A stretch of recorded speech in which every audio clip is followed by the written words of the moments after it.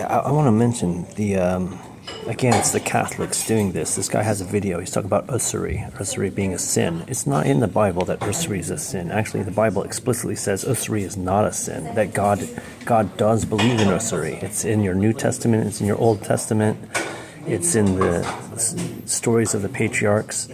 And the idea of having residual wealth, that's not for nothing. It's like, oh, you didn't waste your life. You conserved value, and then you extend that as a loan to people. There's value in that. The Bible explicitly says there's value in it. But the church of evil, the Antichrist church, it's saying that this is a sin.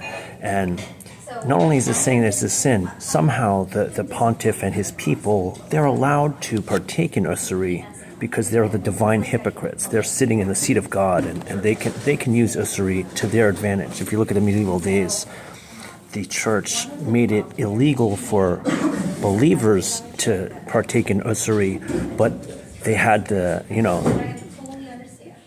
criminals are allowed to commit usury. And this is a Catholic reasoning that, well, they're sinners, so they're allowed to do their usury, and we'll work with them to maintain our world dominion as holy Catholics. It's a special right of these divine hypocrites to do such. And that's really the poison that we're facing. And we're looking at the Federal Reserve in the United States. It's just the Catholic Church. That's what the Federal Reserve is. It is the Catholic Church. And they're the ones who put it upon the people. And then you have our Catholics on YouTube talking about usury being a sin. No, it's not. The Bible never said it's a sin. But what is a sin is being divine hypocrites, like the Pharisees. And that's what these Catholics are. And of course, they're going to censor the dialogue. You point out where Jesus actually mentions usury as being a godly thing. Okay, Jesus mentions this in his parables. It's quite clear.